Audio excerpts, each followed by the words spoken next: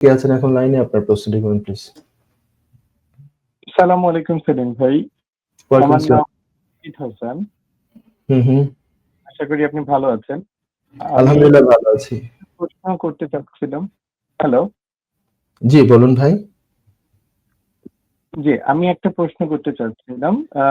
আমার প্রশ্নটি হচ্ছে, আমি বর্তমানে স্কিলড ওয়ার্কার ভিসায় আছি। জি, আমি রিসেন্টলি এক্সটেনশন পেয়েছি অ্যানাদার 2 ইয়ার্স এর জন্য। আমি 3 ইয়ার্স শেষ করেছি সেম কোম্পানিতে।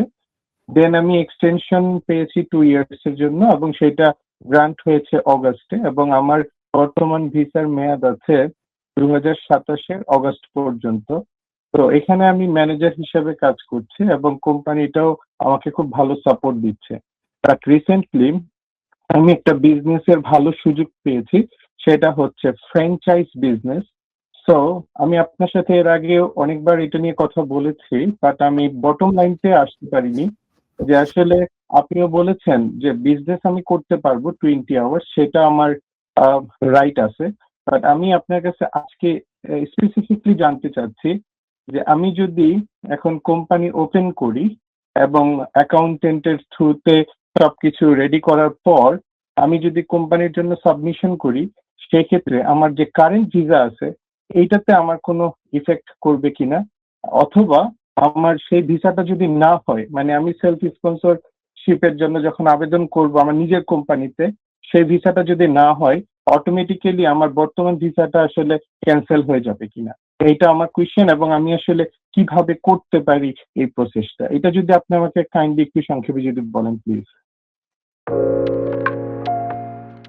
সুপ্রিয় দর্শক মণ্ডলী, ব্রেকে যাওয়ার আগে যে প্রশ্নকর্তা আমাকে প্রশ্ন করেছেন, তার প্রশ্নের উত্তরটা আমি এভাবে দিচ্ছি যে উনি তো এখন একটি স্কিলড ওয়ার্কার ভিসাতে আছেন।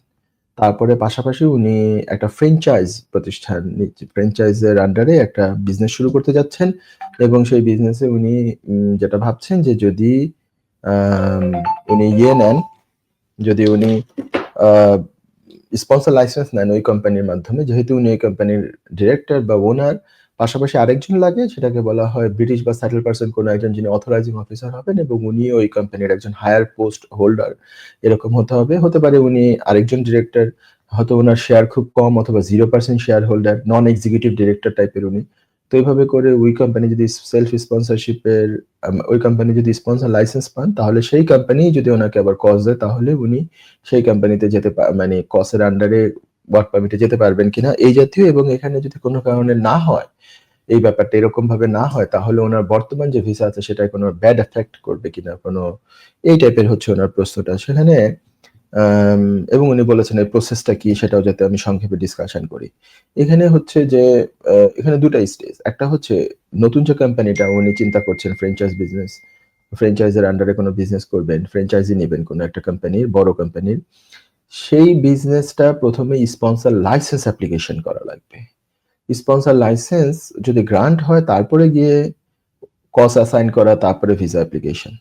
স্পন্সর লাইসেন্স যদি গ্রান্ট না হয়, সেক্ষেত্রে এই যে যিনি ফোন করেছেন, ওনার যে বর্তমান ভিসা আছে এখনো আরো ২-৩ বছর আছে, সেই ভিসাটায় কোনো ব্যাড ইমপ্যাক্ট পড়বে কিনা, সেই ভিসা কোনো কারণে ক্যানসেল হবে কিনা বা কিছু হবে কিনা? আনসার হচ্ছে না, কিছু হবে না। কারণ হচ্ছে ওটা কিন্তু কোম্পানির স্পন্সর লাইসেন্স অ্যাপ্লিকেশন, ওটা কোনো ইভেন ভিসা অ্যাপ্লিকেশনও না। ওটা হচ্ছে কোম্পানি স্পন্সর লাইসেন্স নিতে চাচ্ছে, যে লাইসেন্সের আওতায় তারা কোনো মাইগ্রেন্টকে, ফরেন মাইগ্রেন্টকে তারা যাতে স্পন্সর করতে পারে, সেটা করার যে লাইসেন্স লাগে, স্পন্সরশিপ লাইসেন্স, সেই অ্যাপ্লিকেশন এটা। ফর এক্সাম্পল স্পন্সর লাইসেন্স না হয় হয়েই গেল, ইনশাল্লাহ দোয়া করি হোক, সবার কাজ হয়ে যাক, এটাই তো দোয়া করি। স্পন্সর লাইসেন্স যদি হয়ে যায়, তারপরে কি ওই কোম্পানি কস ইস্যু করবে এই ভাইয়ের জন্য, সেই নিজের কোম্পানি নিজেই ডাইরেক্টর, অথরাইজিং অফিসার আরেকজন, কস্টটা অ্যাসাইন করা হবে, অথরাইজিং অফিসার করবেন, তারপরে উনি তারপরে অ্যাপ্লিকেশন করবেন সেই কস্টটা ইউজ করে। সেই কস্টটা ইউজ করে অ্যাপ্লিকেশন করার পরে ধরে নিলাম হোম অফিস কোনো কারণবশত রিফিউজ করলো, হতে পারে জেনুইনিটি টেস্ট হতে পারে, ওনাকে ইন্টারভিউ নেওয়া লাগতে পারে, ইন্টারভিউতে ওনার কোনো কোয়েশ্চেনের আনসারে হোম অফিস স্যাটিসফাইড নাও হতে পারে। না হয়ে যদি তারা ভিসা অ্যাপ্লিকেশনটা রিফিউজ করে, এটা কিন্তু তাহলে আমাদের সেকেন্ড, মানে এটা হচ্ছে ভিসা অ্যাপ্লিকেশন। বর্তমানে একটা ভিসা আছে, আরো 2 বছর আছে কথার কথা, কিন্তু আমার নতুন আরেকটা স্কিলড ওয়ার্কারের ভিসা অ্যাপ্লিকেশন করেছি, এটা রিফিউজ হয়েছে, তাহলে কি আমার যে বর্তমান ভিসা আছে সেটা কোনো খারাপ ইমপ্যাক্ট করবে কিনা? না, ইমপ্যাক্ট পড়ার কথা না, আনলেস ওই অ্যাপ্লিকেশনে কোনো ফলস ডকুমেন্টস যদি সাবমিট করা হয়, সেক্ষেত্রে ডিফারেন্ট। এটা হলো তখন আমার সেই ভিসা অ্যাপ্লিকেশন সাকসেসফুল হবে না, রিফিউজ হবে, পাশাপাশি বর্তমান ভিসাও আমার স্ট্রেট ওয়ে ক্যান্সেল হয়ে যাবে, কারণ আমি এখানে একটা বড় ধরনের অন্যায় করে ফেলেছি। আমি এটা ইমিগ্রেশন রুল ব্রিচ করেছি, আমি ফলস ডকুমেন্ট সাবমিট করেছি। এইটা ছাড়া ফলস ডকুমেন্টস কেউ তো সাবমিট করতে যাচ্ছে না। আমি বলছি না উনি এরকম কিছু করতে যাচ্ছেন, ঘুণাক্ষরে আমি সেটা ভাবছি না। আমি ভাবছি যে উত্তর দেওয়ার স্বার্থে আমাকে এটা বলতে হচ্ছে যে কোন সিনারিওতে আমার বর্তমান ভিসা এফেক্ট হতে পারে। অনলি সেই সিনারিওতে এফেক্টেড হতে পারি আমার বর্তমান ভিসা, মানে কার্টেল হয়ে যেতে পারে কিংবা দেন এন্ড দেয়ার এটা ক্যান্সেল হয়ে যেতে পারে। অ্যাপার্ট ফ্রম দ্যাট, নর্মাল ভাবে রিফিউজ হওয়া, কোনো কারণবশত স্যালারি সঠিক দেওয়া হয় নাই, কিংবা রাইট পোস্ট দেওয়া হয় নাই, কিংবা ইন্টারভিউ আমার খারাপ হয়েছে, জেনুইনিটি টেস্ট উতরাতে পারি নাই আমি, সেক্ষেত্রে তো আমার ওই অ্যাপ্লিকেশন রিফিউজ হচ্ছে। কিন্তু আমার বর্তমান ভিসা তো নষ্ট হয়ে যাচ্ছে না, আমি তো বর্তমানে এটা কন্টিনিউ করে যেতে পারছি। তো ওনার আনসার, ওনার যে ফেয়ার, ওনার যে মনের মধ্যে ভয়, সেই সংক্রান্ত ব্যাপারে আমি বলতে চাই এরকম ভাবে যে স্পন্সর লাইসেন্স অ্যাপ্লিকেশন যদি রিফিউজ হয়, আমি ওয়ার্স্ট কেস সিনারিও গুলো বেশি আগে বলি, তাহলে ওনার ভিসায় কোনো এফেক্ট হচ্ছে না। সর্বোচ্চ হচ্ছে ওই কোম্পানি আর কাউকে স্পন্সর করতে পারবেন না সহসা, কারণ তার লাইসেন্স হয় নাই। 6 মাসের কুলিং অফ পিরিয়ড থাকবে, আবার 6 মাস পরে আবার নতুন করে লাইসেন্সের জন্য অ্যাপ্লাই করতে পারবে, প্রোভাইডেড যেই রিকোয়ারমেন্টস কতবার মিট হয় নাই সেটা ঠিকঠাক মতো মিট করে যদি অ্যাপ্লাই করে, সব ঠিক থাকলে লাইসেন্স হতেও পারে পরবর্তীতে।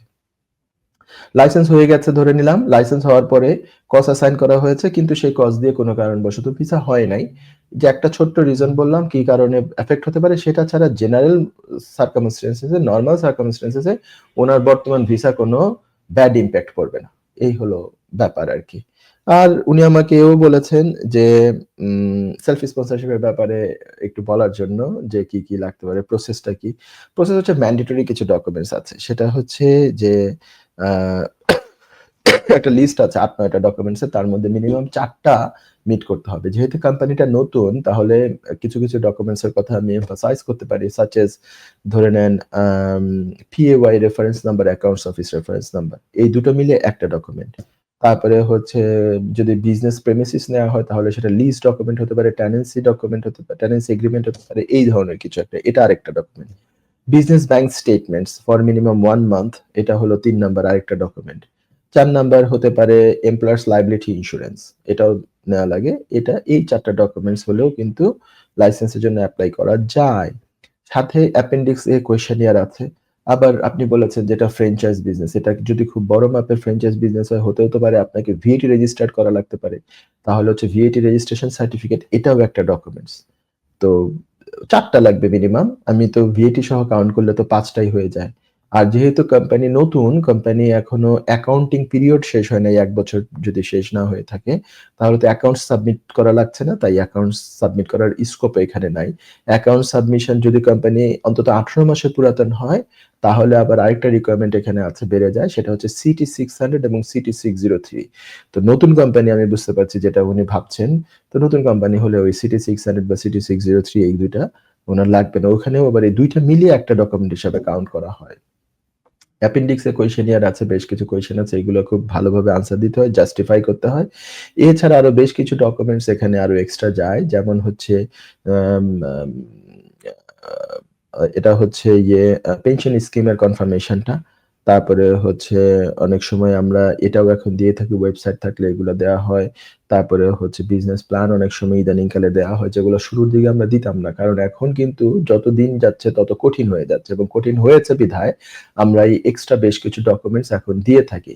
তারপরে হচ্ছে যে ওই কোন সফটওয়্যার ইউজ করে উনি ওই কমপ্লায়েন্সটা চেক করেন, মানে উনি সেটা হচ্ছে সেজ অনেক সময় ইউজ দেখানো হয়, অন্যান্য এগুলোর স্ক্রিনশট গুলো দেওয়া হয়। তো এইভাবে করে অ্যাপ্লিকেশনটা করা হয়। অ্যাপ্লিকেশনে একজন অথরাইজিং অফিসারও লাগে, তার আইডি যায়, ব্রিটিশ হলে তার ব্রিটিশ পাসপোর্ট যায়, সেটেল পারসন হলে পাসপোর্ট এবং হচ্ছে ই ভিসার এগুলো যায়। তারপরে অ্যাপ্লিকেশন ফর্ম ফিল আপ করে ফি দিয়ে অ্যাপ্লিকেশন করা লাগে। সো এই হচ্ছে মোটামুটি রিকোয়ারমেন্টস। ভালো হয় যে যদি আপনি, আমি জানি আপনি আমার অ্যাপয়েন্টমেন্ট নেওয়ার চেষ্টা করেছেন, আমার অফিস আমি জানি, আপনি আমার এক্সিস্টিং ক্লায়েন্ট, আগে থেকে ক্লায়েন্ট, ইদানিংকালে অ্যাপয়েন্টমেন্ট আপনি নেওয়ার চেষ্টা করে পান নাই, আমি এটার জন্য দুঃখিত।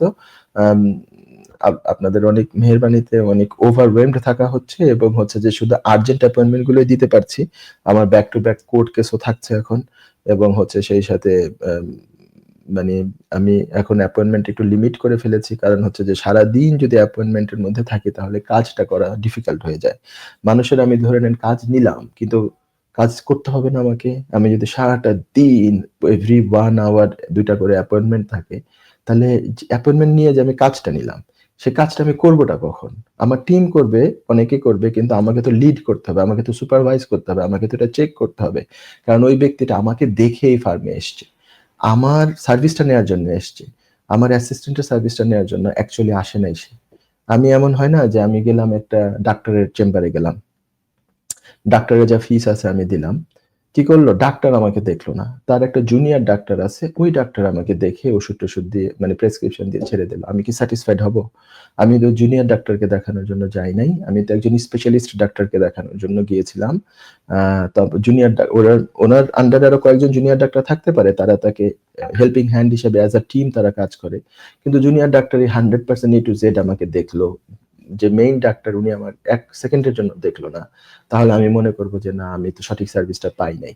তাই আমার এখানে আমি যেটা করি যে প্রত্যেকটা ফাইল, একটা ফাইলও আমার অ্যাপ্রুভাল ছাড়া এই অফিসের বাইরে যেতে পারে না।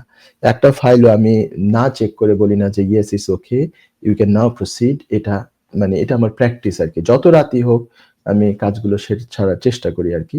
এজন্য অনেক সময় আপনার কাছে দুঃখিত আপনি ইদানিংকালে ১ সপ্তাহের মধ্যে অ্যাপয়েন্টমেন্ট পান নাই। চেষ্টা করলে ইনশাআল্লাহ। আর আপনারটা নন আর্জেন্ট অ্যাপয়েন্টমেন্ট ছিল। আমরা ২ টা ক্যাটেগরি করে ফেলেছি। আর্জেন্ট অ্যাপয়েন্টমেন্ট, নন আর্জেন্ট অ্যাপয়েন্টমেন্ট। তো নন আর্জেন্ট ক্যাটেগরির জন্য এটা হয়তোবা তখন দেয় নাই তারা। They will give you appointment if you try again ইনশাআল্লাহ। যুক্তরাজ্যের ভিজিটর ভিসা নিয়ে দুশ্চিন্তা? আপনার আত্মীয় বা বন্ধুর ইউকে ভিজিটর ভিসা রিফিউজড হয়েছে?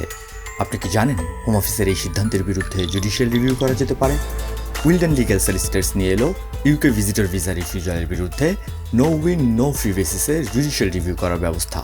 জি, ঠিকই শুনেছেন, নো উইন নো ফি। তার মানে আপনি আমাদের ফি শুধুমাত্র তখনই পে করবেন যখন আমরা আপনার জুডিশিয়াল রিভিউতে সফলতা এনে দিতে পারবো। আমাদের রয়েছে দীর্ঘদিনের অভিজ্ঞতা সম্পন্ন দক্ষ ইমিগ্রেশন সলিসিটার্স, যারা সর্বোচ্চ গুরুত্ব সহকারে আপনার জুডিশিয়াল রিভিউ পরিচালনা করবে। বিস্তারিত তথ্যের জন্য যোগাযোগ করুন 0207 423 9977। Wilden legal solicitors, your trusted law firm.